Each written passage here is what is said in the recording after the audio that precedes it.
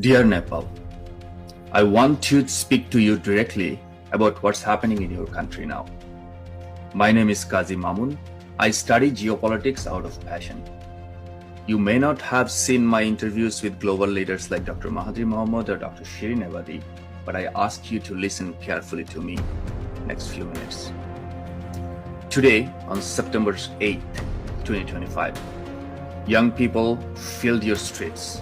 The protest was organized by HAMI Nepal, a non-profit born out of 2015 earthquake crisis. At first glance, it looks like youth power, but you must always ask, who funds these movements? Let's talk about Barbara Foundation connection. HAMI Nepal has a long connection with Barbara Foundation that is chaired by Dr. Sanduk Wait. The Barbara Foundation is named after Barbara Adams, an American activist and writer who lived in Nepal. After her death in 2016, the foundation was restructured. But its early donation pipeline included a US mailing address. You can find it online. The Barbara Foundation has even hosted HAMI Nepal in its office space. Let's follow the money. In 2021, the Barbara Foundation announced a special award of, in Nepali rupee, it was like 10 million to frontline health workers during COVID. That was funded by Shorit and Aditi Gimiar. Its chair, Dr. Sanduk Wait, has a strong global NGO ties. He worked with the Fred Hollows Foundation in Australia to expand cataract surgery across Asia. He also co-founded Himalayan Cataract Project in the States. Now, Cure Blindness, a US-registered nonprofit that channels Western donations into Nepal and beyond. So while the faces may be Nepali, the funding networks often trace back to the West.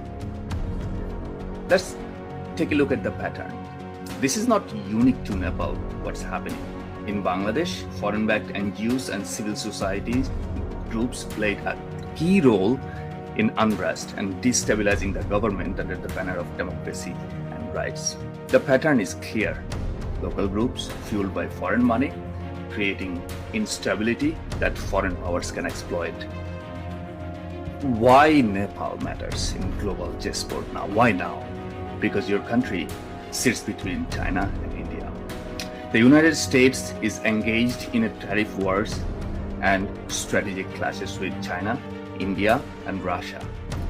For Washington, Nepal is not just a small Himalayan state, it is a strategic wedge broken between US-China tariffs, and they are playing with you. And history shows they don't always need tanks or soldiers. They use money, NGOs, foundations at their entry point. This is a warning. This is not an attack on your youth.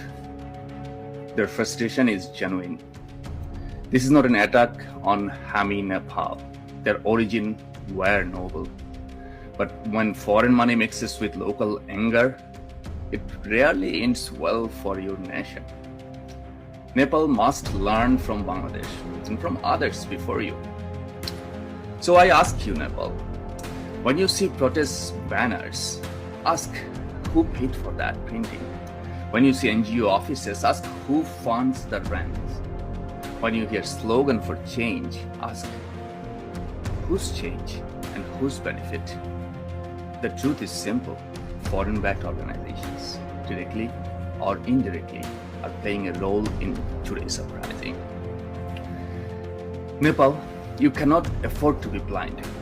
This is the moment to see clearly, to protect your sovereignty, and to unite against foreign manipulation. Say it loud.